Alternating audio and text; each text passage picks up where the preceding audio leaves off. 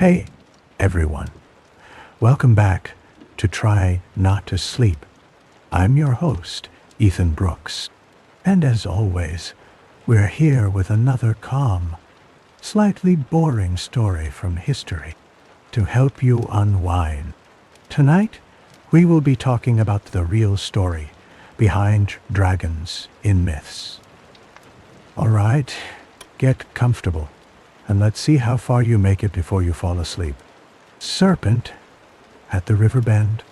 Early settlements often formed near rivers. People depended on these waters for drinking, farming, and travel. At many bends and eddies, ancient builders raised shrines shaped like coiled serpents. Archaeologists have found such serpent shrines in Egypt, Mesopotamia, and along the Ganges. These places marked sites where water was unpredictable or dangerous. In Egypt, priests performed nightly rituals to help the sun god, Ra, defeat Apep, the great serpent of chaos. They believed Apep lurked in the underworld river, threatening to halt the sunrise. Each night, Ra's victory meant dawn would return. In Canaan, stories told of a seven-headed serpent named Lotan, who opposed the storm god Baal. Baal's defeat of Lotan brought rain and order to the land. In Anatolia, the storm god Tarhunt fought a serpent called Iluyanka.in-day. The myth, said Tarhunt, lost his heart and eyes to Iluyanka, but later reclaimed them and defeated the beast. These stories used the serpent to represent chaos, floods, drought, or darkness that needed to be mastered for life to continue. In the Indus Valley and Southeast Asia, river spirits took the shape of Nagas. In northeast Thailand, people still gather along the Mekong River to watch for red fireballs rising from the water at night. Locals call them Naga lights and say they are signs from river spirits. Temples in the region often have gates shaped like the open jaws of Nagas. Staircases are guarded by long, scaled balustrades. Monks in some Thai monasteries teach that the Naga once took human form to be ordained as a monk, so the Naga remains part of monastic tradition. Boat races on muddy rivers use prows shaped like dragon heads, honoring the water's power and the spirits said to dwell within it. Across cultures, the serpent at the river bend stands for the challenge and promise of water. Sometimes a threat, sometimes a blessing, always a force to respect. Nightly duel in Egypt. In ancient Egypt, the serpent took the form of Apep, also called Apophis. Ape was imagined as a giant snake, stretching for miles. Egyptians believed Apep lived in the underworld, waiting each night to attack the sun god, Ra. Every sunset marked the beginning of this nightly duel. Priests in temples prepared for the battle with rituals and prayers. They recited spells from the Book of the Dead and burned papyrus drawings of Apep to weaken him. Some temples kept models of the serpent, which priests would strike with knives or burn as part of the ceremony. These acts were meant to help Ra in his journey through the darkness. According to Egyptian belief, Ra traveled in a solar boat, carrying the sun across the sky by day and through the underworld by night. Each night, Apep tried to swallow the boat and stop the sun from rising. Ra's companions, including gods like Set and Mehen, fought alongside him. Set was often shown spearing the serpent's coils, while Mehen wrapped himself around the boat for protection. The outcome of the duel determined whether dawn would come. If Ra succeeded, the sun rose and life continued. If Apep won, darkness and chaos would spread. Egyptians feared eclipses and unusual darkness, seeing these as signs that Apep was gaining strength. The ritual combat was not limited to the temples. Common people joined by reciting protective spells at home. Artists painted scenes of Ra-Ah's boat and the serpent on tomb walls, linking the king's journey after death to the sun god's nightly passage. Pharaohs were seen as protectors who aided Ra, ensuring the order of the world. This cycle repeated every night. The story of Ra and Apep shaped Egyptian ideas about order and chaos, day and night. The serpent's defeat was necessary for each new day to begin. Storm god and the snake in Anatolia. In ancient Anatolia, the Hittites told a story about their storm god, Tarhunt, and a serpent called Iluyanka. This myth was recorded on clay tablets in cuneiform script around 1300 BCE Dawat. The tale began with a battle. Tarhunt, the god of thunder and rain, fought Iluyanka, a powerful serpent. In their first encounter, Iluyanka defeated Tarhunt and took away his heart and eyes. Tarhunt was left powerless. He sought help from the goddess Inara, who devised a plan. Inara prepared a great feast and invited Iluyanka. She also invited a mortal man named Hupasias to assist her. During the feast, Iluyanka and his family ate and drank until they were full and sluggish. Hupasias then tied up the serpent with strong cords. With Iluyanka restrained, Tarhunt approached. He demanded the return of his heart and eyes. Once his strength was restored, Tarhunt attacked and killed Iluyanka. The storm god's victory brought back rain and fertility to the land. This story was recited during spring festivals, marking the end of winter and the return of life to the fields. The myth explained why storms and rain followed a period of drought or chaos. It also reflected the importance of rivers and water in Anatolia's farming society. The defeat of the serpent meant the rivers would flow freely again, and crops could grow. The Hittites linked the story to their kingship ritual. Kings performed ceremonies to honor Tarhunt and ensure the land's prosperity. Archaeologists have found images of serpents and storm gods on Hittite seals and reliefs. These artifacts show the serpent as a creature of chaos and obstacle, while the storm god stands as a bringer of order. The Anatolian myth of Tarhunt and Iluyanka continued to influence later stories in the region, connecting the control of water and storms to the power of gods and rulers. Canaan's seven-headed opponent. In ancient Canaan, stories told of a serpent with 7 heads. This creature was called Lotan in Ugaritic texts, written around 1200 BCE Tawat. Lotan opposed Baal, the god of storms and fertility.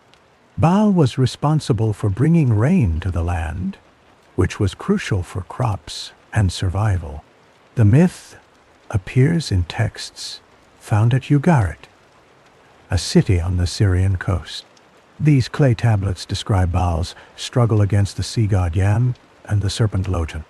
Baal's victory over Lotan was not just a personal triumph. It meant the defeat of drought and chaos. The people believed that when Baal won, rain would fall, and the land would become fertile again. Lotan's 7 heads made him especially difficult to defeat. The number 7 had symbolic meaning in the region, often representing completeness or totality. The myth, said Baal, used special weapons crafted by the craftsman, god Kothar Wakasis. With these weapons, Baal struck and killed Lotan, cutting off his heads one by one. The defeat of Lotan was celebrated in rituals and festivals. Priests recited hymns and performed sacrifices to honor Baal and ensure his continued strength. These ceremonies often took place at the start of the rainy season. Farmers depended on Baal's victory for their fields to prosper. The story of Baal and Lotan influenced later myths in the region. In the Hebrew Bible, the Book of Psalms and the Book of Isaiah describe God defeating Leviathan, a multi-headed sea serpent. The image of a god conquering a chaos serpent became a lasting symbol of order overcoming disorder. Archaeologists have found cylinder seals and carvings showing a god fighting a serpent. These images reflect the importance of the myth in Canaanite society. The battle between Baal and Lotan explained the cycle of seasons and the struggle to control water and chaos in daily life. Victory in Israel. In ancient Israel, the chaos serpent appeared in stories and scriptures, but took on a different role. The Hebrew Bible describes Leviathan, a great sea monster, in books such as Psalms, Isaiah, and Job. Unlike the Canaanite myths, where Baal fought and killed Lotan, Israelite texts made the victory over chaos the work of their God alone. Psalm 74 states that God broke the heads of the sea monsters and crushed Leviathan. In Isaiah 27, the Lord is described as punishing Leviathan with a great sword. The book of Job speaks of Leviathan's strength and terrifying appearance, but also makes clear that only God can control or defeat it. This emphasis separated Israelite beliefs from neighboring cultures. The power to subdue chaos belonged to God, not to any human or lesser deity. These stories were told during times of national crisis or uncertainty. When Jerusalem faced invasion or the people suffered drought, the image of God defeating the serpent reassured them. It meant that chaos, whether from foreign armies, natural disasters, or unjust rulers, could be overcome by divine authority. Rituals and prayers in Israel often recalled God's victories over the forces of chaos. During festivals like Passover, readings and songs celebrated deliverance from danger. The Red Sea crossing, described in Exodus, was sometimes linked to the defeat of the sea serpent. The parted waters became a sign of God's power over the deep. No images of Leviathan have been found in ancient Israelite art, in contrast to the serpent carvings of Canaan or Egypt. The commandment against graven images limited visual depictions. Instead, the stories lived in words, recited in homes and synagogues. Over time, the chaos serpent became a symbol for all obstacles to Israel's survival. The myth explained floods, droughts, and wars as moments when chaos threatened. Each time, the story ended with God's victory, reinforcing the belief that order and life could be restored. Persia's plague-bearing dragon. In ancient Persia, the chaos serpent appeared as a dragon called Ajidahaka or Zahak. This figure is described in the Avesta, the sacred texts of Zoroastrianism, and later in the Shahnameh, the Persian Book of Kings. Ajidahaka was said to be born from Angra Mainyu, the spirit of evil and chaos. Unlike the dragons of rain or river, Ajidahaka brought plague, drought, and death. The Avesta describes Ajidahaka as a three-headed dragon with 6 eyes and 3 jaws. He lived in the underworld, but sometimes emerged to threaten the world above. The dragon's breath was poisonous, spreading disease wherever it went. People believed that when crops failed or sickness swept through villages, Ajidahaka was at work. According to myth, The hero Thraetaona, known as Feridun in later stories, was chosen by the god Ahura Mazda to defeat Ajidahaka. Thraetaona found the dragon and fought a long battle. He eventually captured Ajidahaka, but did not kill him. Instead, he bound the dragon with heavy chains and imprisoned him in a mountain called Damavand. Zoroastrian priests taught that Ajidahaka remained alive, bound beneath the earth. They believed that at the end of time, the dragon would break free and bring chaos once more. Only the final savior, Sashant, would destroy Ajidahaka forever and restore order to the world. Rituals in ancient Persia included prayers and sacrifices to keep Ajidahaka bound and powerless. Festivals like Nowruz, the Persian New Year, celebrated the return of order and the defeat of winter's darkness. The story of Ajidahaka explained why plagues or disasters struck and why people needed to remain vigilant. Persian art sometimes showed dragons or serpents, often with multiple heads or fierce expressions. These images reminded people of the danger always lurking beneath the surface and the need for heroes and divine help to keep chaos contained. Serpent at the oracle's birth.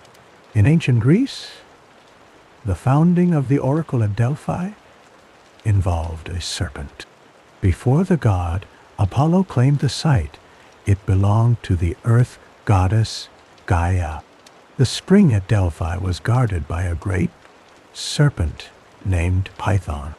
Python was described as a monstrous snake, living near the sacred waters and protecting the place from intruders.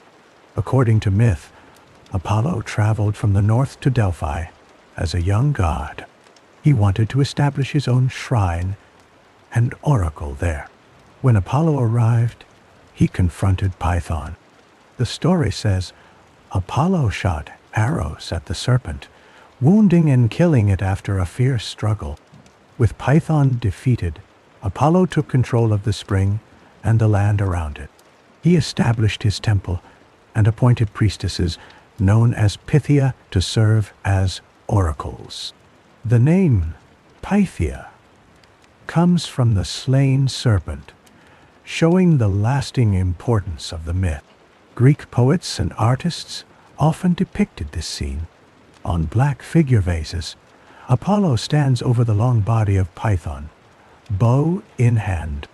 The story explained why the oracle at Delphi was sacred to Apollo, but it also preserved the memory of an older tradition. Before Apollo, the site was a center for worship of the earth and water spirits. The myth of Apollo and Python became part of the Pan-Hellenic identity. Every 8 years, the Greeks held the Septeria festival at Delphi. This ritual reenacted Apollo's slaying of the serpent. Priests built a model of Python and symbolically destroyed it, marking the renewal of Apollo's power over the site. The story of the serpent at Delphi influenced later myths. It established a pattern. A hero or god must overcome a serpent or dragon to claim a spring, oracle, or city. This theme appeared in other Greek legends, such as the founding of Thebes by Cadmus. At each important beginning, the serpent marked the challenge that had to be faced and mastered. Apollo and the Python. The story of Apollo and the Python is recorded in several ancient Greek sources, including the Homeric hymns and works by later writers such as Ovid. According to these accounts, the Python was a giant serpent that lived at the foot of Mount Parnassus, near the sacred spring of Delphi. The serpent was said to be the child of Gaia, the earth goddess, and guarded the area for her. Apollo arrived at Delphi as a young god seeking a place for his own oracle. The Python was hostile to him, as it had received a prophecy that it would be killed by a child of Leto, Apollo's mother. Apollo confronted the serpent, armed with a bow and arrows. The battle took place near the spring, which was a source of both water and prophecy for local people. Apollo shot a series of arrows at the python.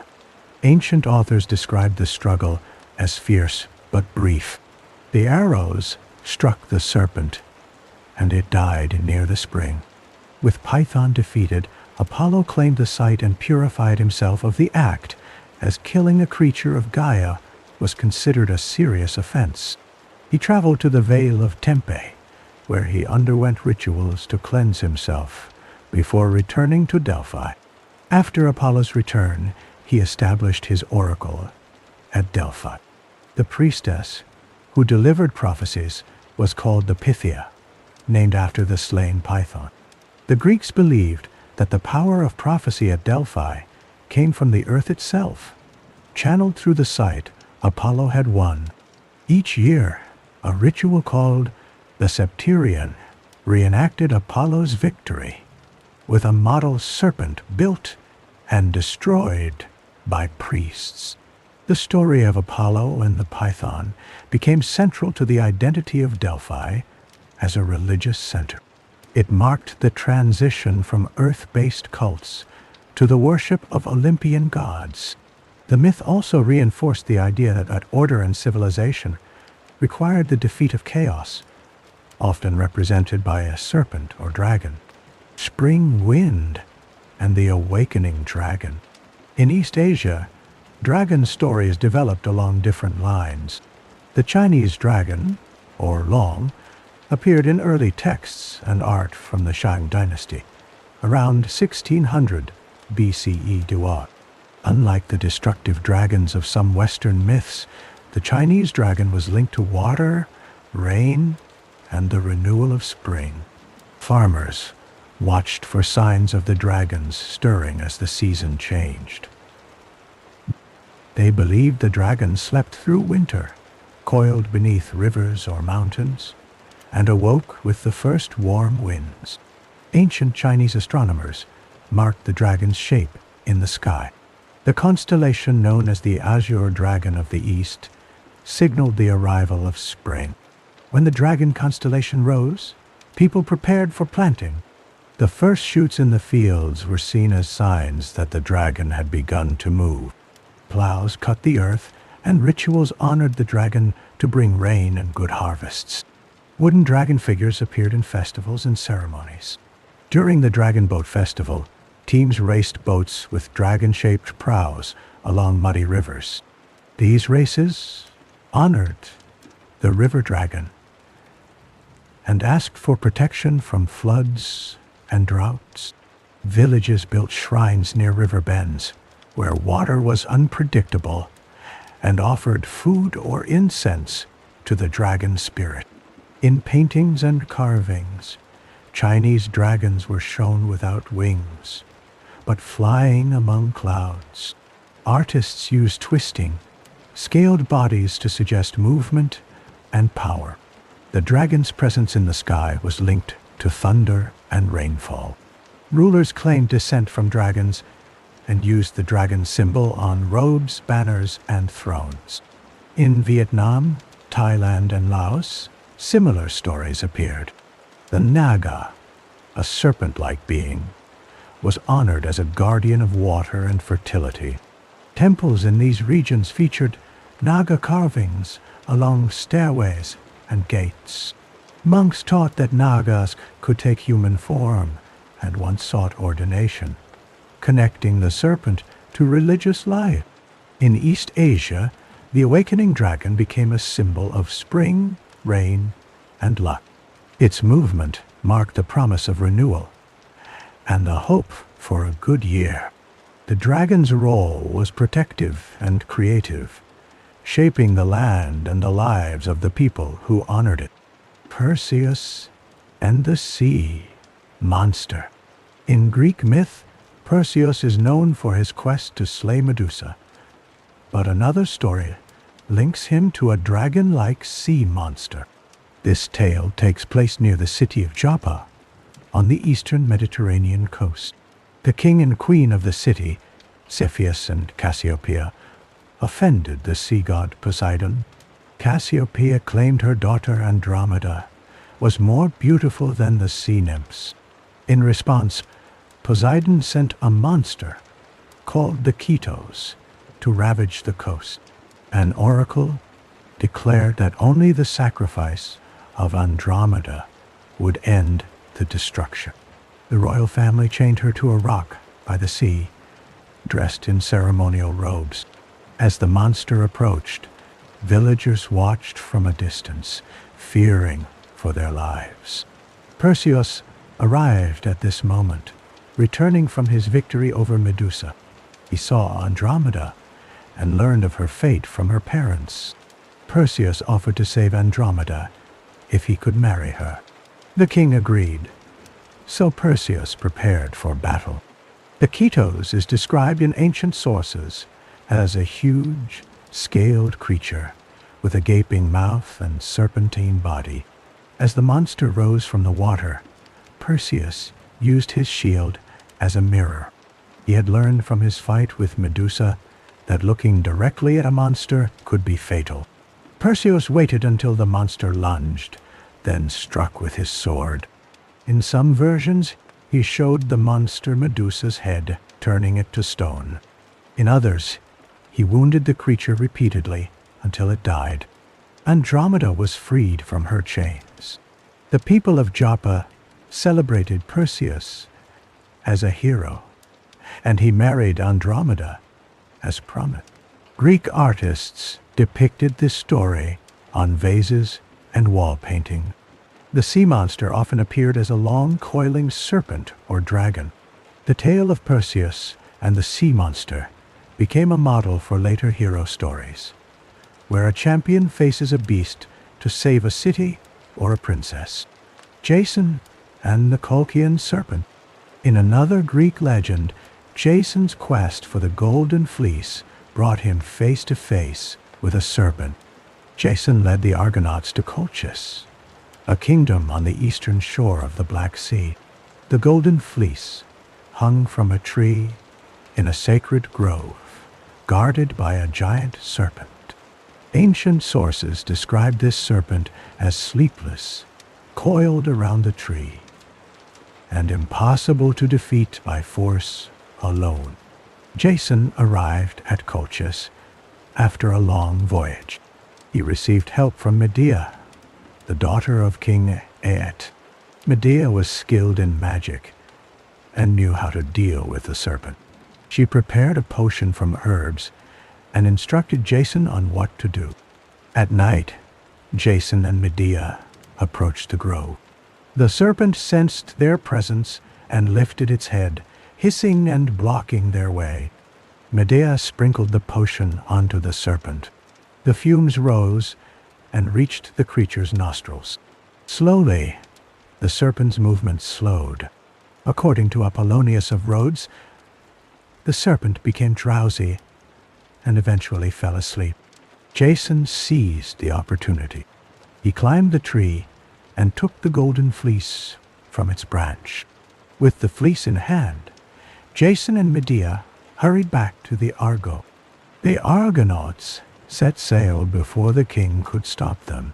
The story of Jason and the Colchian serpent became a popular subject in Greek art.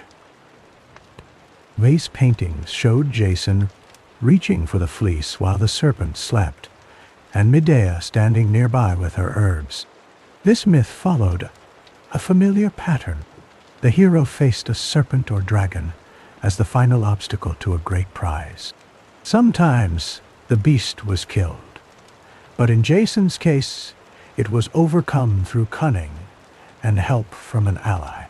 The tale connected the serpent with the themes of treasure, danger, and the need for skill or magic to succeed. Greek storytellers repeated this pattern in later myths, reinforcing the serpent's place as a guardian and test for heroes. The bear and the golden fleece. In Greek and neighboring myth traditions, the theme of a guardian beast and a precious object appears in several forms. One example is the bear that guards golden fruit or treasure. In some stories, this creature is not a serpent, but a bear set to watch over a sacred tree or a pile of riches. The bear's role is similar. It stands between heroes and what they see. In the story of the Golden Fleece, the fleece itself is the prize. It is the skin of a magical ram, hung in a grove sacred to the god Ares in Colchis. The fleece is said to be made of pure gold, shining in the darkness. The guardian of the fleece is usually described as a serpent, but in some local variants, a bear is said to watch over the tree as well. This detail appears in fragments from Anatolian and Thracian traditions, where bears were common symbols of strength and protection. The fleece attracts kings and heroes from distant lands. Jason is the best-known seeker, but others are said to have dreamed of winning the fleece for themselves. The quest for the fleece is not only about the object. It is also a test of courage, leadership, and the ability to overcome a powerful guardian. The bear, like the serpent, represents the final barrier. To reach the fleece, the hero must first face the watcher. Some stories say the hero fights the bear directly, using weapons or cunning. Other versions describe a contest of endurance, where the hero must outlast the beast or distract it long enough to take the prize. In every case, the presence of the guardian sets the terms of the challenge. The motif of a beast guarding treasure appears in later European stories as well. It continues in tales where dragons, bears, or other creatures defend hoards of gold, sacred apples, or magical objects. This pattern connects the Greek myths to a broader tradition where the hero's journey is measured by the obstacles overcome and the guardians faced. River shrines and dragon boats. In Asia, dragon legends became closely tied to rivers and water.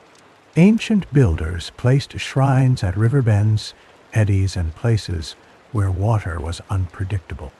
Archaeologists have found serpent and dragon carvings at these sites in China, India, and Southeast Asia. These shrines marked the presence of river spirits, believed to control floods and droughts. Offerings of food, incense, and flowers were made to gain the dragon's favor and ensure safe passage or good harvests. In China, the dragon was not seen as a destroyer, but as a guardian of rain and luck. The earliest records of dragon worship date to the Shang dynasty, around 1600 BCE.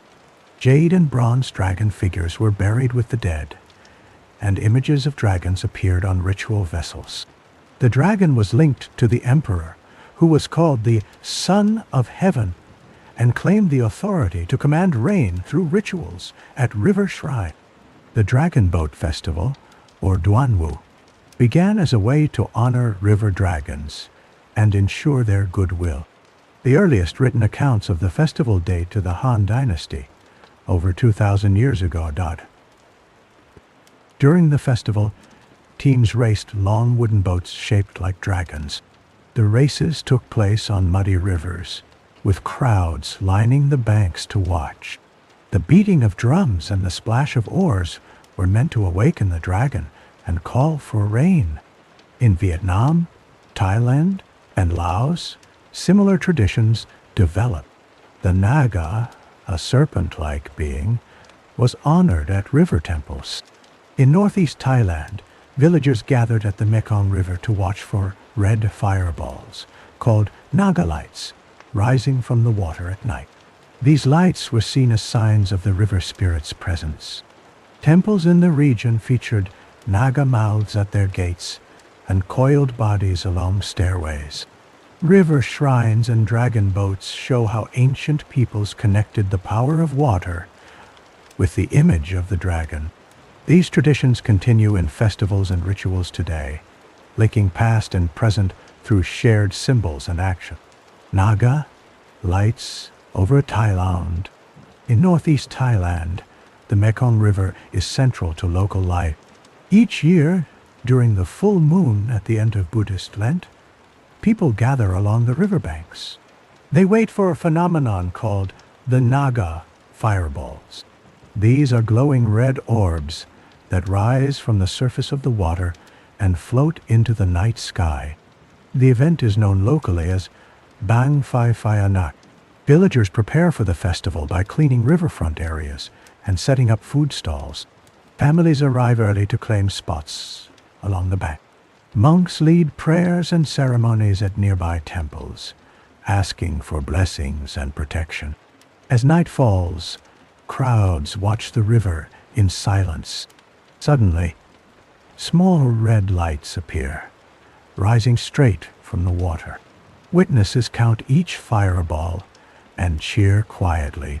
Local tradition says the fireballs are created by the Naga, serpent spirits who live in the river. The Naga are considered guardians of the water and protectors of the region. People believe the fireballs are offerings from the Naga to mark the end of the rainy season and to honor the Buddha. Some monks teach that the Naga once took human form to join the monastic order, so the Naga remain connected to Buddhist practice. Scientists have studied the phenomenon for decades. Explanations include methane gas igniting from the riverbed or optical illusions caused by headlights and reflections. Despite these theories, many locals prefer the traditional story. The fireballs are seen as a sign of harmony between people and the river spirits. Temples in the region feature Naga imagery. Gateways are shaped like open serpent jaws. Stairways are lined with Naga balustrades, their scales painted in bright colors. During the festival, villagers offer flowers, incense, and food at Naga shrines. The event draws visitors from across Thailand and neighboring countries. The Naga lights continue to shape local identity. They link the present to ancient beliefs about dragons, water, and the unseen forces that govern the land. Dragon in the clouds. In China, the dragon became a symbol of rain, clouds, and imperial authority. Ancient texts from the Zhou dynasty describe rituals where officials prayed to dragons for rain during droughts. The dragon was not shown with wings, but artists painted it soaring among clouds, its long scaled body twisted in the sky, often with 4 legs and a beard. Early jade carvings and bronze vessels from the Shang and Zhou periods display cloud dragons. The dragon's image appeared in official ceremonies. Emperors wore robes decorated with 5-clawed dragons, a design reserved for the ruler alone. Court painters depicted dragons writhing through clouds, their bodies surrounded by swirling mist. These images reinforced the emperor's role as the mediator between earth and heaven. During the annual Dragon Boat Festival, people honored the dragon's connection to water and weather. Wooden dragon heads were carved for the boats, and races took place on rivers across southern China. The festival included offerings of rice dumplings and the beating of drums to awaken the dragon spirit. Villages along the Yangtze and Pearl Rivers maintained dragon shrines where people prayed for good harvests and protection from floods. In Chinese astronomy, the azure dragon of the east was one of the 4 great celestial animals. Its constellation rose in spring, marking the start of the planting season. Farmers watched the sky for these signs, linking the dragon's movement to the rhythms of agriculture. The dragon was also featured in New Year's celebration. Giant paper dragons, carried by teams of dancers, moved through city streets. Firecrackers and cymbals accompanied the procession, believed to drive away bad luck and bring rain. In art, dragons were painted among clouds, on scrolls, temple ceilings, and porcelain. The motif spread to Korea, Japan, and Vietnam, where dragons also became symbols of reign and royal power. Across East Asia, the dragon in the clouds remained a sign of prosperity, renewal, and the vital link between sky and earth. Watcher at the threshold. In many cultures, dragons and serpents guarded thresholds, places where worlds met or where something valuable was kept. In Greek myth, the founding of Thebes began with Cadmus slaying a serpent that guarded a spring. After killing the serpent, Cadmus was told to sow its teeth in the ground. From these teeth, armed men sprang up and fought each other until only a few remained. These survivors helped Cadmus build the walls of Thebes. The serpent's defeat marked the beginning of the city, but also set a cost for crossing into new territory. At Delphi, before Apollo established his oracle, the spring belonged to the earth goddess and was protected by the serpent Python. Apollo killed Python with arrows and claimed the site.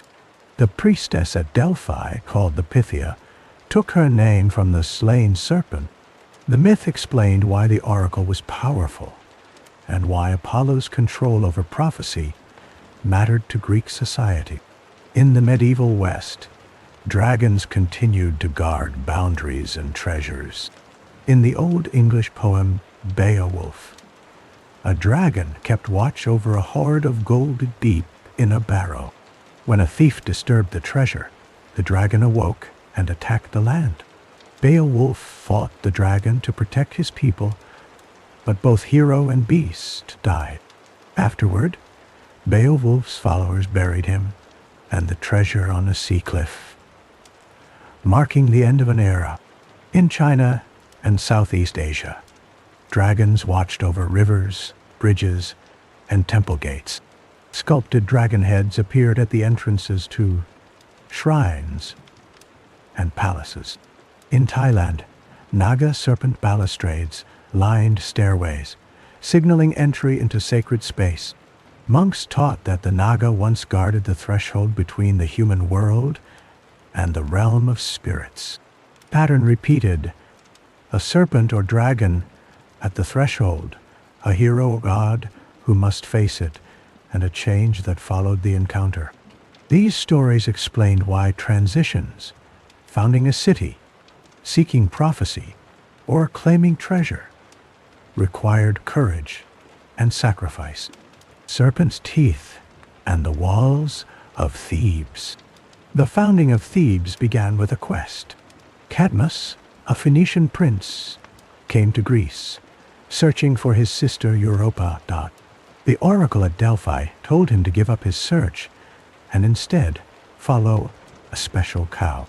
He was told to build a city where the cow lay down. Cadmus obeyed, and the cow led him to Boeotia, a region in central Greece. To make a sacrifice, Cadmus needed water from a nearby spring.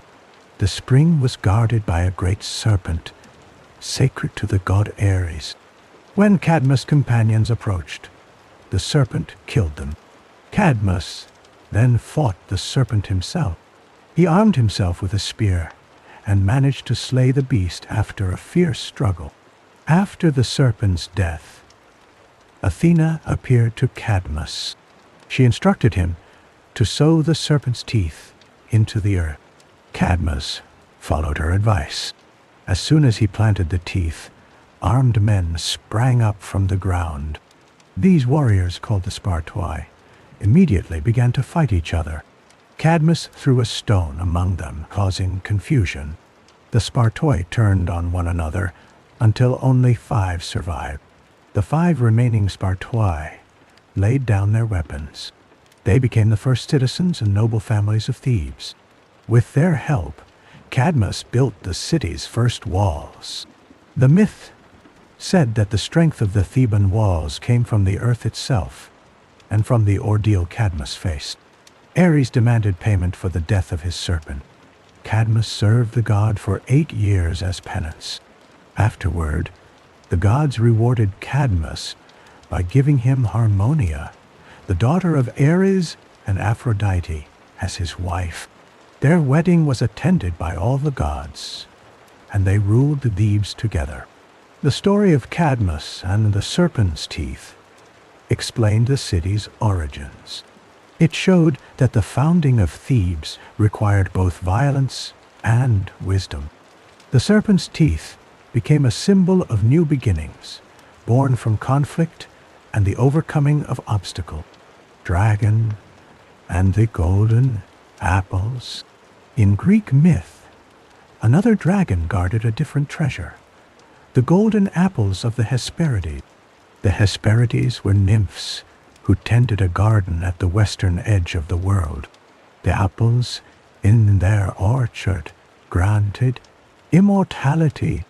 To protect these apples, the goddess Hera set a dragon named Ladon as their guardian. Ladon was described as a serpent with many heads.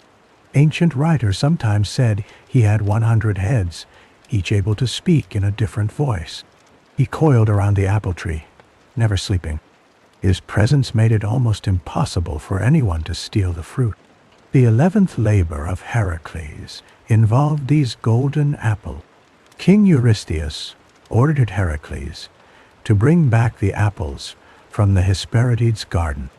Heracles first had to find the location, which was not marked on any map. He traveled across North Africa and the Mediterranean, asking for directions from the sea god, Nereus, and other figures he met.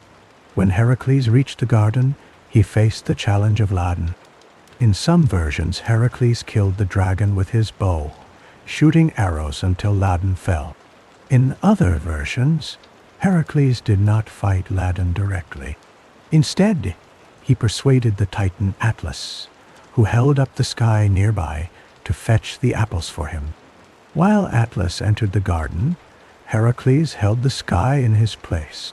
Ancient vase paintings often show Heracles with a club and bow, standing near a coiled dragon and a tree heavy with fruit. The apples appear as golden orbs.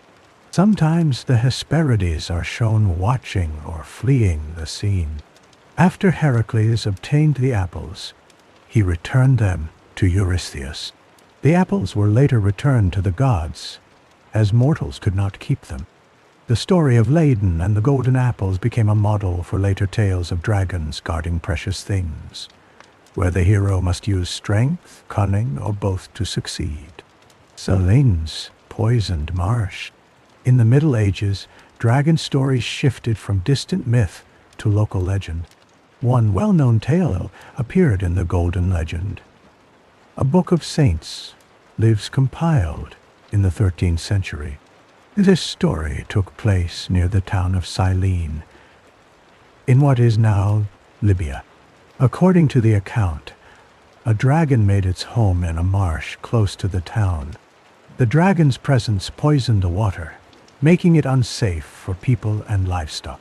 The townspeople depended on this marsh for drinking and irrigation, so the dragon's arrival threatened their survival. To keep the dragon away from the town, the people offered it 2 sheep each day. When the sheep ran out, they began to draw lots among the children and young people. Each day, one was chosen and sent to the marsh as a sacrifice. The practice continued until the king's own daughter was selected by lot. The king pleaded for her life, but the townspeople insisted that the rules apply to everyone. The princess was dressed in ceremonial clothing and led to the marsh. She stood by the water's edge, waiting for the dragon. The town mourned behind closed doors, fearing for her fate. At this moment, a Christian knight named George arrived in Silene. He learned of the town's plight and the princess' sacrifice. George rode to the marsh, found the princess, and promised to help. When the dragon emerged from the water, George made the sign of the cross and charged with his lance. He wounded the dragon, then called for the princess' sash. He tied the sash around the dragon's neck, and the beast followed them back to the town like a tamed animal. George told the people that if they accepted Christianity, he would kill the dragon. The townspeople agreed, and George slew the dragon with his sword. The king built a church on the site, and the marsh water became clean again. This story became one of the most famous dragon legends in Europe, shaping later tales of heroes, saints, and the creatures they faced. George and the King's Daughter. The legend of George and the King's Daughter spread quickly through medieval Europe. The earliest written accounts appeared in the Golden Legend, compiled by Jacobus de Voragine in the 13th century. The story was set in Silene, but local versions placed it in other towns across the Mediterranean and Western Europe. Artists illustrated the tale in manuscripts, church carvings, and stained glass windows. In the story, the king's daughter was chosen for sacrifice after all other options were exhausted. She was led to the marsh dressed in royal garments, a sign of her status and the seriousness of the ritual. The people of the town mourned her fate, closing their doors and refusing to watch. The king himself wept, but he did not stop the sacrifice, respecting the rules that had been set for the community. George arrived on horseback, wearing armor and carrying a lance. He listened to the princess, explained her situation, and reassured her that he would help. When the dragon appeared, George confronted it directly. He made the sign of the cross, a gesture meant to invoke divine protection. He charged the dragon and wounded it with his lance, then used the princess's sash to lead the subdued creature back to town. The townspeople were terrified at first, seeing the dragon under control, but still alive. George addressed the crowd, offering to kill the dragon if they agreed to be baptized as Christian. The people consented, and George slew the dragon with his sword. The king rewarded George with gold, but George gave the treasure to the poor and left the town soon after. The story of George and the King's Daughter became a model for later dragon-slaying legends. It combined elements of sacrifice, courage, and faith. The image of a knight rescuing a princess from a dragon appeared in literature, art, and festival plays throughout the Middle Ages. The tale reinforced the idea of the hero as a protector, standing between danger and the innocent. The shape of medieval stories. In medieval Europe, stories about dragons and heroes changed in structure and meaning. Earlier myths focused on gods or demigods fighting monsters to create order or win a prize. By the 12th century, tales shifted to feature knights, saints, and ordinary people facing dragons as part of their own lives or duties. Medieval dragons often lived near human settlements, blocking roads, poisoning wells, or attacking livestock. In many stories, the dragon's presence threatened the safety and stability of a town or region. Chronicles and local legends recorded these threats as real dangers, sometimes linking them to times of famine, plague, or war. The hero in these stories was usually a knight or a saint. He did not seek out the dragon for personal gain. Instead, he responded to a call for help from villagers, a noble family, or the church. The hero's actions followed a clear sequence: arrival at the troubled place, learning about the dragon's threat, preparing for battle, and facing the creature in direct combat. The fight itself was often described as long and difficult. The hero used a sword, lance, or sometimes a holy relic. In some tales, the hero wore special armor or carried a shield marked with a cross. The dragon breathed fire, spat poison, or used its tail as a weapon. The battle ended with the hero wounding or killing the dragon, restoring peace to the area. After the victory, The story included a reward or recognition. The hero might receive gold, land, or the hand of a princess in marriage. In saints' lives, the reward was often the conversion of the townspeople to Christianity and the building of a church where the dragon died. These stories were told in sermons, written in manuscripts, and performed in festival plays. Artists carved dragons and heroes on cathedral walls, church doors, and tombs. The shape of medieval stories made the dragon a symbol of evil or chaos, and the hero a figure who restored order and safety. This pattern continued to influence European tales for centuries. Beowulf's Last Stand.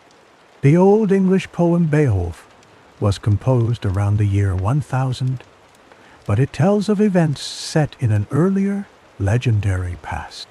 In the final part of the poem, Beowulf is an aging king of the Geats.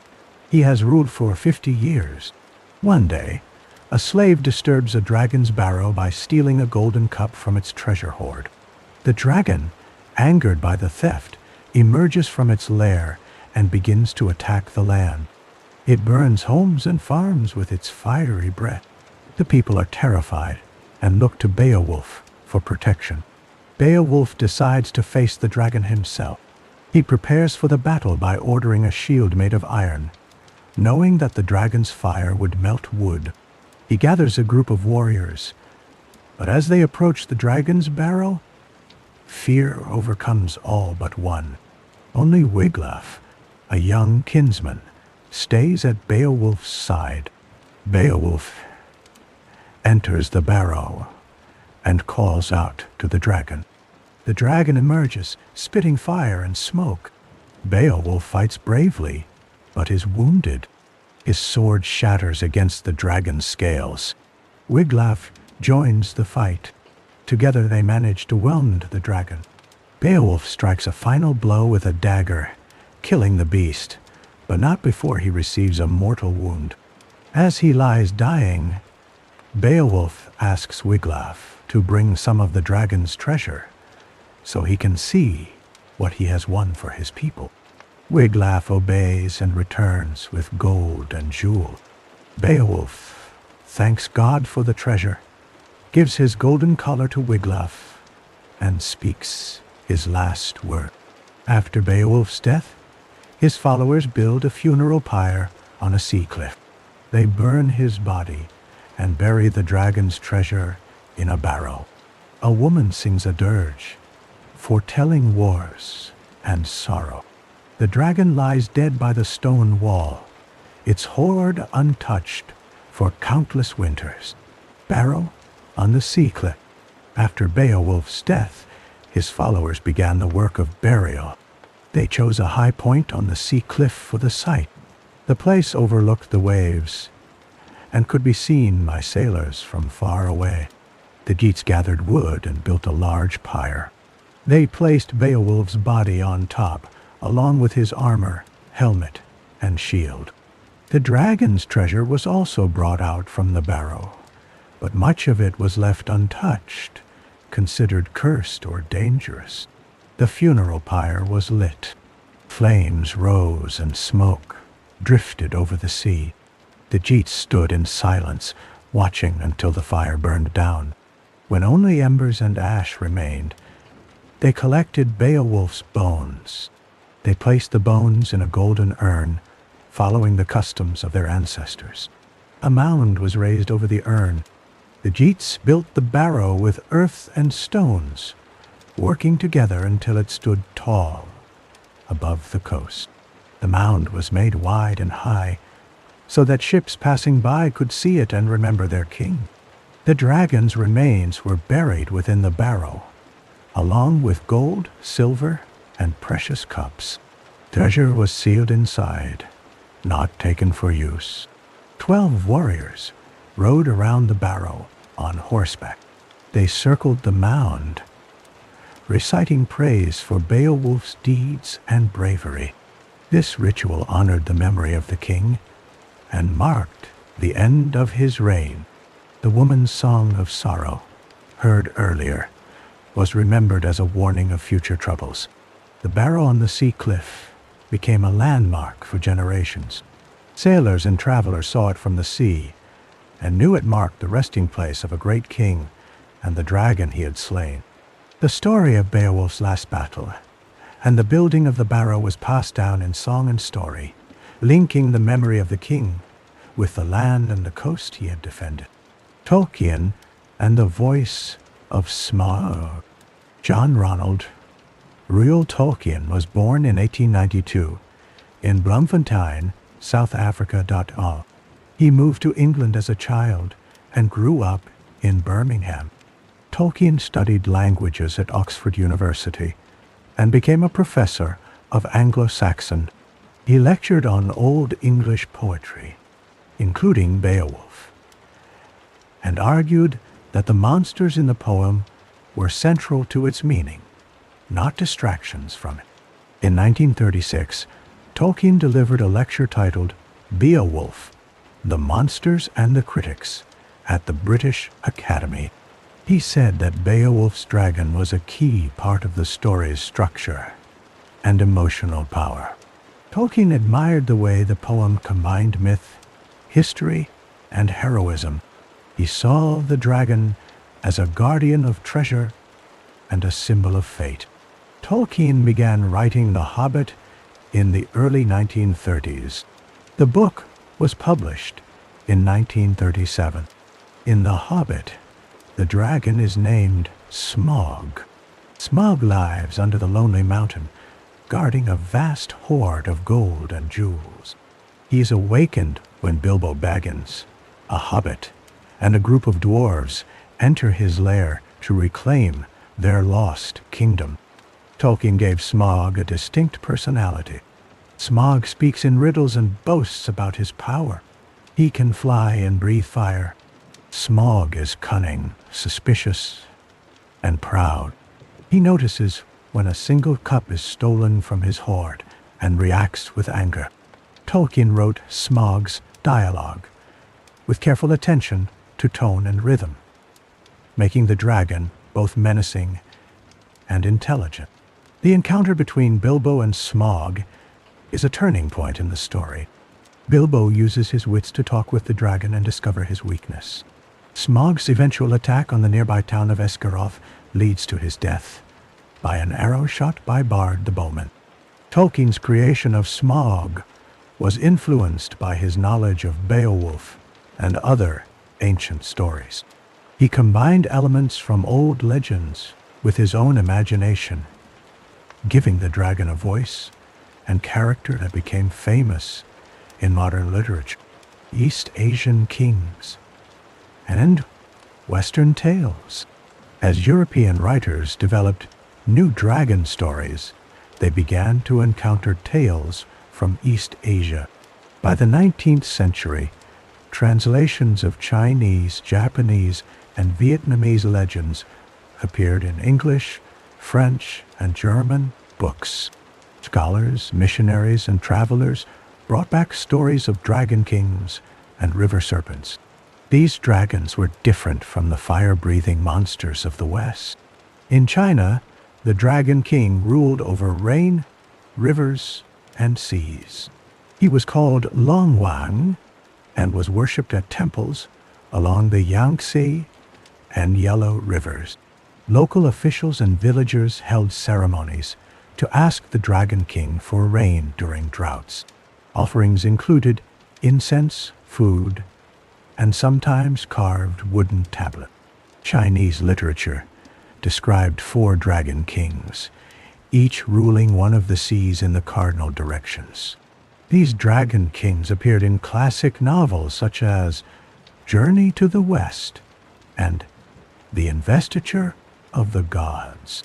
In these stories, dragons could change shape, speak, and interact with humans. They were respected as wise rulers and protectors of water. In Japan, dragons called Rai were linked to rainfall and lakes. Shrines dedicated to water dragons stood near mountain springs and rice fields. Vietnamese legends told of the Lac Long Quan, a dragon lord considered the ancestor of the Vietnamese people. Western writers included these dragons in anthologies and children's books.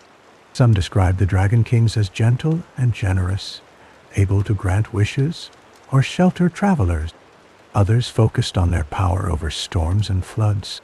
Illustrators showed dragons without wings, coiling through clouds or rising from rivers.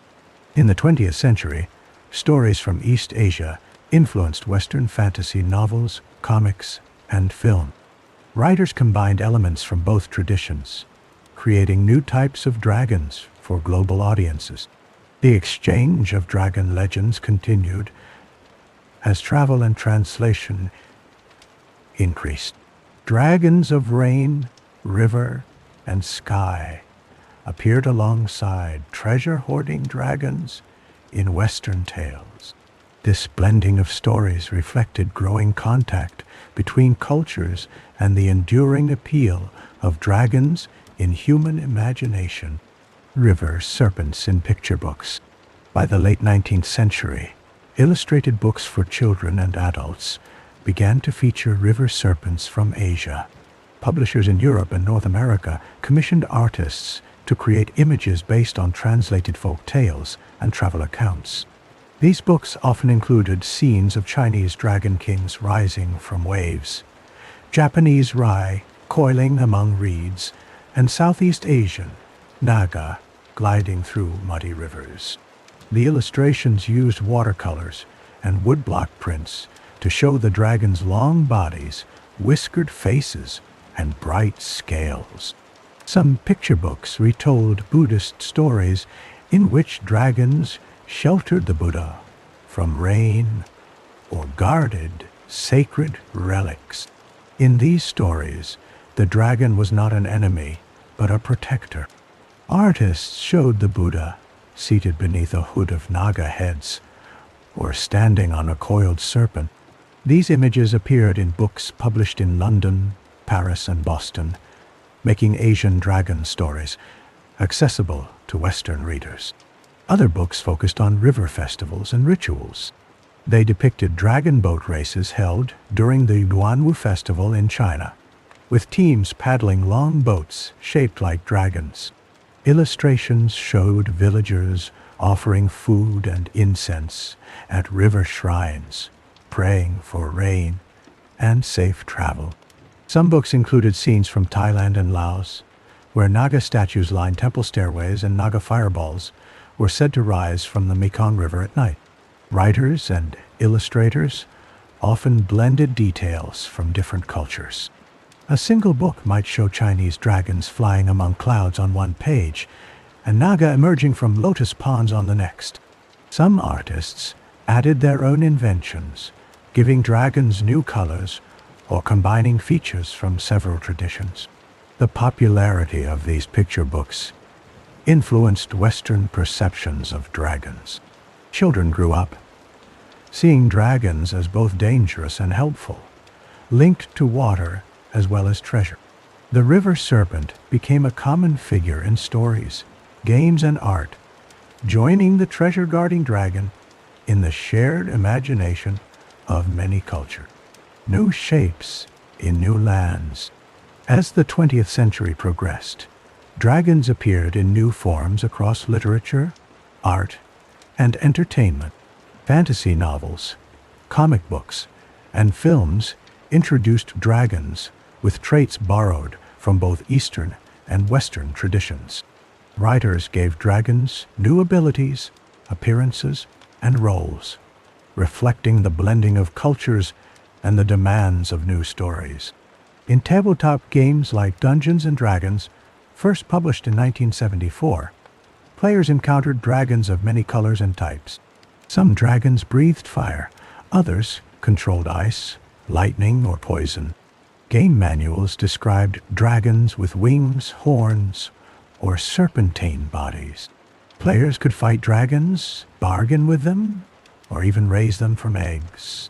These games drew on medieval legends, Asian myths, and modern imagination, expanding the range of dragon stories available to new generations. In film and animation, dragons became central characters. The 1982 film, The Flight of Dragons, and the 1998 animated film Mulan both featured dragons with distinct personality. In Japan, animated series such as Dragon Ball and films by Studio Ghibli included dragons inspired by Chinese and Japanese models. These dragons often served as wise guides, protectors, or symbols of natural power. Children's books introduced friendly dragons who helped protagonists solve problems or learn lessons. The 1968 book The Paper Bag Princess by Robert Munsch featured a dragon as both obstacle and comic figure. In the 1990s, the Harry Potter series by J.K. Rowling depicted dragons as dangerous but trainable creatures used in tournaments and guarded by wizards. Artists and designers continued to invent new dragon shapes. Video games like Pokémon and Monster Hunter included dragons with features from dinosaurs, birds, and sea creatures. Some dragons were tiny, others enormous. Their colors, powers, and temperaments varied widely. Across continents, festivals, and parades displayed dragon puppets and floats. New Year celebrations in cities from San Francisco to Sydney featured dragon dances with hundreds of performers. Each new shape and story added to the long tradition, keeping dragons present in the lives and imaginations of people around the world. White Horse on the Downs. In southern England, the landscape holds traces of ancient beliefs about dragons and their kin. On the chalk hills of Oxfordshire, a large figure called the Uffington White Horse is carved into the ground. The figure measures over 110 meters in length and dates back to the late Bronze Age or early Iron Age, around 1000 to 1700 BCEY. Archaeologists have studied the site and found that local people maintained the figure for centuries by cleaning and recutting the chalk line. Local folklore connects the White Horse to stories of dragons and heroes. A nearby hill is called Dragon Hill. Its summit is bare of grass, a patch of exposed chalk. Tradition says this is where St. George, the dragon slayer of medieval legend, fought and killed a dragon. According to the tale, the grass never grew again where the dragon's blood touched the earth. The story links the landscape to the broader pattern of dragon legends across Europe. The White Horse itself has been interpreted in different ways. Some scholars believe it represents a tribal symbol, a horse goddess, or a solar figure. Pa-9. Others point to the connection with dragons and serpents in local stories. The figure's long, curving body and raised head resemble the stylized dragons seen in early British and Irish art. The horse's position on the hillside makes it visible from a great distance, especially during certain times of year when the sun strikes the chalk. Nearby, the Ridgeway, an ancient trackway, runs along the hills. Travelers and traders used this route for thousands of years. The presence of the White Horse and Dragon Hill along the Ridgeway suggests the area was important for ritual gatherings and seasonal festivals. Today, the Uffington White Horse remains a protected monument. Volunteers and local groups continue the tradition of cleaning the figure, just as people did in ancient times. The site draws visitors interested in history, archaeology, and the enduring stories of dragons and heroes in the English landscape. Dragon Hill's bare earth. Dragon Hill stands a short distance from the Uffington White Horse. The hill rises with a rounded summit and a distinctive flat top. The summit's bare patch of chalk measures about 10 meters across. No grass grows there, even though the surrounding slopes are covered with turf. Soil studies show the chalk at the summit is unusually compacted, likely from centuries of foot traffic and ritual activity. Archaeologists have excavated around Dragon Hill and found evidence of ancient use. Pottery shards and animal bones from the Iron Age and Roman periods have been uncovered. These finds suggest the hill served as a site for gatherings, feasts, or offerings. The location's prominence and shape made it a natural place for ceremonies. Local tradition links Dragon Hill to the legend of St. George. The story says that George fought a dragon on the summit. When the dragon was slain, its blood spilled onto the ground. The grass never grew again where the blood touched the earth. This legend is not found in early medieval texts, but became popular in the region by the 17th century. Guidebooks and local histories from the Victorian era mention the tale and connect it to the White Horse. The flat top of Dragon Hill may have been artificially leveled. Some researchers believe it was used for ritual processions or as a platform for sacrifices. The hill's position gives a clear view of the White Horse and the surrounding valley. During annual festivals, people may have gathered here to observe the figure and participate in community rites. Dragon Hill is now managed by heritage organizations. Visitors can walk up the slopes and stand on the summit. Signs explain the site's history and the stories attached to it. The bare patch remains visible year-round, a physical marker of the hill's special status. Dragon Hill continues to connect landscape, legend, and the long tradition of dragon stories in Britain. Listening for the roar. For centuries, people living near hills, rivers, and coasts have watched for signs of unusual creatures. In Britain and across Europe, stories of dragons often began with a sudden noise, a strange movement in the landscape, or unexplained damage to crops and livestock. Farmers reported hearing a roar across a ridge or seeing a shape move against the sky at dusk. Shepherds counted their animals and checked for missing sheep after a night of storms. Written records from the Middle Ages describe villagers searching for the source of mysterious tracks or scorched earth. Local officials sometimes organized hunting parties to investigate. Men armed with spears and torches explored caves, marshes, or dense woods. In some cases, they found large bones or the remains of unfamiliar animals. These discoveries were sometimes displayed in churches or town halls as proof of a dragon's presence. In coastal areas, sailors and fishermen told stories of sea serpents. They described seeing long undulating bodies in the water or witnessing a great lizard-like head rise above the waves.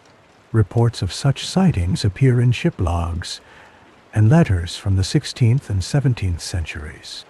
Naturalists and scholars debated whether these creatures were real animals, misidentified whales, or products of imagination. In Scandinavia and northern Germany, people watched for the swerve of a shadow or the sudden dive of a large bird, linking these movements to legends of lindworms and sea dragons. Some communities held rituals to protect themselves from dragon attacks, including processions, prayers, or the burning of special herbs. By the 19th century, scientific expeditions collected oarfish, giant squids, and large skeletons from remote beaches. These finds sometimes reignited old fears and inspired new stories. Museums in London, Paris, and Copenhagen displayed these specimens, attracting crowds and fueling debate about the origins of dragon legends. The practice of listening for the roar and watching the land for signs of dragons continued into the modern era. It became part of local identity and folklore, connecting everyday experience to the long history of myth and observation. Dragons in games and stories. In the 20th century, dragons entered new kinds of stories and games. Tabletop role-playing games appeared in the 1970s, with Dungeons & Dragons published in 1974. This game allowed players to create characters and explore imaginary worlds. Dragons became important creatures in these adventures. The game's rulebooks described dragons in detail, listing their colors, powers, and personalities. Red dragons breathed fire and hoarded gold. Green dragons used poison and lived in forests. Players could fight dragons, negotiate with them, or even ride them in some campaigns. Board games and card games also featured dragons. In the 1990s, trading card games like Magic: The Gathering included dragon cards with special abilities. Collectors valued rare dragon cards, and some became central to tournament play. Video games soon followed. Early computer games such as Dragon Quest, released in Japan in 1986, made dragons the final challenge for players. In the 1990s and 2000s, series like Pokémon introduced dragon-type creatures with unique moves and evolution. In Western games like The Elder Scrolls V: Skyrim, released in 2011, dragons acted as both enemies and sources of power for the player's character. In literature, dragons appeared in fantasy novels for children and adults. C.S. Lewis included a dragon in The Voyage of the Dawn Treader, published in 1952. Anne McCaffrey's Dragon Riders of Pern series, starting in 1968, portrayed dragons as intelligent allies who bonded with humans. J.K. Rowling's Harry Potter books, released between 1997 and 2007, featured dragons as obstacles in tournaments and as guardians of treasure. Animated films and television brought dragons to new audiences. Disney's Pete's Dragon, released in 1977, showed a friendly dragon helping a young boy. DreamWorks' How to Train Your Dragon series, starting in 2010, depicted dragons as misunderstood creatures who could become friends and partners. Through games and stories, dragons continued to evolve. Each new medium gave them a different role: enemy, ally, or symbol of challenge. The tradition of dragon tales adapted to new forms, keeping the creature present in modern life and imagination. Dungeon Guardians and Dragon Gods. In the late 20th and early 21st centuries, dragons became central figures in fantasy games and fiction. Tabletop role-playing games, video games, and online worlds often placed dragons as the final obstacle in a dungeon or fortress. In Dungeons and Dragons, the term Dungeon Master referred to the game's narrator, while dragons guarded treasure rooms, secret passages, or magical artifacts. Players prepared for these encounters by gathering weapons, learning spells, and forming alliances. Defeating a dragon required teamwork and planning, and the victory was marked by the discovery of gold, rare items, or new knowledge. Video games expanded the concept. In the Legend of Zelda series, starting in 1986, players faced dragons as bosses in underground lairs. In the Dark Souls franchise, released from 2011 onward, dragons appeared as ancient beings, some hostile and some neutral, each with their own history and abilities. These games often rewarded players who studied the dragon's movements and weaknesses before attacking. Some games and stories elevated dragons to the status of gods. In the Elder Scrolls series, the dragon Alduin was called the World Eater, and worshipped as a deity by some characters. In Magic: The Gathering, the dragon Nicol Bolas became a godlike planeswalker, shaping the fate of entire world. In Japanese role-playing games, dragons served as creators or destroyers, with cults and temples built in their honor. Fantasy novels and comics followed similar patterns.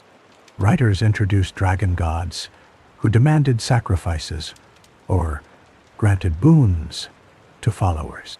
In the Forgotten Realms setting, the dragon goddess Tiamat ruled over evil dragons and appeared as a five-headed monster. Her rival, Bahamut, served as a god of justice and protection for good dragons and their allies. These stories and games created new traditions. Players and readers learned to expect dragons at the heart of mysteries, temples, or lost cities. The dragon's role as a guardian or god reinforced its place as a symbol of trial, reward, and power in modern storytelling. Raising dragons from eggs. In the late 20th and early 21st centuries, stories and games began to focus on raising dragons from eggs. This theme appeared in books, films, and digital games. In Anne McCaffrey's Dragon Riders of Pern series, first published in 1968, humans bonded with dragons at birth. Candidates stood before hatching eggs, hoping to impress a dragonet. The bond formed at that moment lasted a lifetime. The dragons grew quickly and became partners in defending the planet from threats. In video games, raising dragons became a central mechanic. The game Dragon Quest V, released in Japan in 1992, allowed players to recruit and raise dragon monsters. In Pokémon, first released in 1996, players could hatch dragon-type creatures from eggs and train them for battle. These mechanics encouraged players to care for their dragons, feed them, and help them grow stronger. Mobile games expanded the idea further. In Dragon City, released in 2012, players collected eggs, hatched dragons, and bred new types. Each dragon had unique abilities and appearances. Players built habitats, managed resources, and competed in tournaments. The process of raising dragons from eggs became a cycle of collecting, nurturing, and evolving. Literature for young readers also adopted this theme. In the Aragon series by Christopher Paolini, published from 2002 onward, the main character finds a mysterious egg. When it hatches, a dragon named Saphira emerges. The bond between Aragon and Saphira shapes the story. The raising of the dragon is shown step by step, from feeding and training to learning to fly. Animated films included scenes of dragon eggs, hatching, and young dragons learning from older ones. In How to Train Your Dragon, released in 2010, the main character discovers dragon eggs and helps raise hatchlings. The story shows the responsibilities and challenges of caring for dragons from birth. The theme of raising dragons from eggs shifted the focus from conflict to care and partnership. It allowed players and readers to experience the growth of a dragon from its earliest stage and to shape its future through their choices and actions. Surfacing whale and sea serpent. Sea serpent. Reports of sea serpents have appeared in many coastal regions throughout history. Sailors and fishermen described encounters with giant, serpent-like creatures rising from the waves.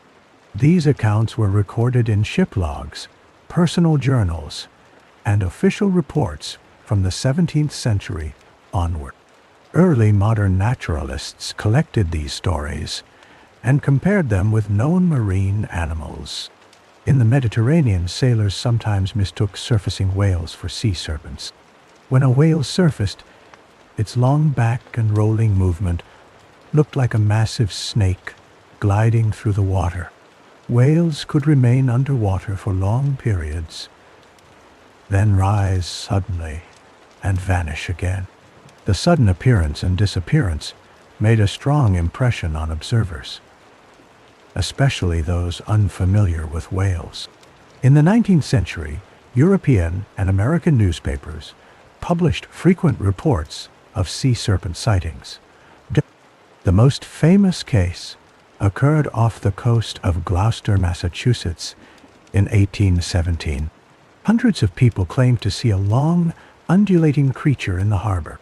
Local scientists investigated and collected testimonies, but no physical evidence was found. Naturalists also received reports of oarfish, a real deep-sea fish that can grow over 10 meters in length.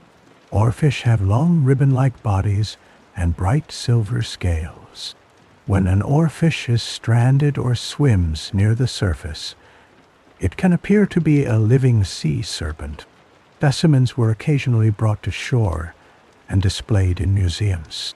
The discovery of oarfish helped explain some sea serpent stories. In Southeast Asia, fishermen told of giant lizards and serpents in the waters south of Java and Sumatra. The Komodo dragon, discovered by Western scientists in 1910, matched some of these descriptions. Though not a true sea serpent, the Komodo dragon was the world's largest living lizard and could swim between islands. Throughout history, the line between myth and reality blurred at sea. Unfamiliar animals, unusual movements, and fleeting glimpses led to stories of sea serpents. These stories entered local folklore and influenced the way people understood the dangers and mysteries of the ocean. Oarfish under the wave. The oarfish is a real animal that contributed to sea serpent legend. Its scientific name is Regalicus glesni. The species was first described formally in 1772 by Norwegian naturalist Peter Ascanius. Oarfish live in deep ocean waters, usually at depths between 200 and 1,000 meters.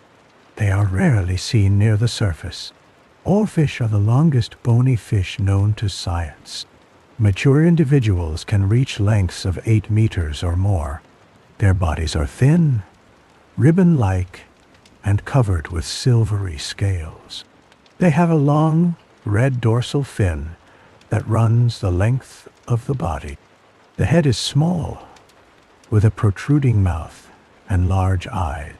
The first few rays of the dorsal fin are especially long and bright red, giving the fish a striking appearance. When oarfish appear near the surface, they often swim in a vertical position, head up, tail down. This behavior is unusual and attracts attention from people on boats or on shore. Sometimes, storms or strong currents bring oarfish closer to land. In rare cases, sick or dying oarfish wash up on beaches. These strandings have been reported in Japan, the Mediterranean, and the coasts of North America. Historical records show that oarfish were sometimes mistaken for sea serpents. In 1860, an oarfish washed ashore in Bermuda. Local newspapers published drawings and descriptions, comparing the animal to legendary sea monsters. In 1885, another large oarfish was found near the coast of Scotland. The specimen measured over 5 meters. It was preserved and sent to the British Museum for study. Japanese fishermen called the oarfish Ryugu no Tsukai, meaning messenger from the sea god's palace. In some coastal villages, the appearance of an oarfish is considered an omen, sometimes linked to earthquakes or storm. Scientists continue to study oarfish to understand their habits and role in marine ecosystem. The unique shape and behavior of the oarfish ensure its place in both scientific records and the continuing tradition of sea serpent stories. Great lizard, south of Java. In the early 20th century, reports reached Dutch colonial officials in Indonesia about a giant lizard living on several small islands south of Java. Local fishermen called the animal ora or buaya darat, meaning land crocodile. In 1910, Lieutenant J.K. van Stein van Hensbroek, a Dutch colonial administrator, traveled to Komodo Island to investigate. He obtained a specimen and sent it to the Zoological Museum in Bogor, Java. Down. Scientists confirmed it was a new species, later named Varanus komodoensis, now known as the Komodo dragon. The Komodo dragon is the largest living lizard in the world. Adult males can reach lengths of up to 3 meters and weigh over 70 kilograms. Their bodies are covered in tough, scaly skin, and they have powerful jaws with sharp, serrated teeth. Komodo dragons use their long, muscular tails for balance and defense. Their sense of smell is highly developed, allowing them to detect carrion from several kilometers away. Komodo dragons are found on a few islands in Indonesia, including Komodo, Rinca, Flores, Gili Motang, and Padar. They inhabit dry, open woodlands, savannas, and scrublands. The lizards are both predators and scavengers. They hunt deer, wild boar, and water buffalo, using stealth and sudden bursts of speed to ambush prey. Komodo dragons are also known to eat smaller dragons and carrion. Their bite delivers bacteria and, according to recent studies, mild venom that can weaken prey. After an attack, the dragon may follow a wounded animal for hours or days until it collapses. Komodo dragons can consume up to 80% of their body weight in one meal. They are solitary animals, coming together only to breed or feed on large carcasses. In 1980, Indonesia established Komodo National Park to protect the species and its habitat. The Komodo dragon's discovery contributed to modern dragon legends and reinforced connections between real animals and mythical creatures. Today, the Komodo dragon remains a subject of scientific research and a symbol of Indonesia's unique wildlife.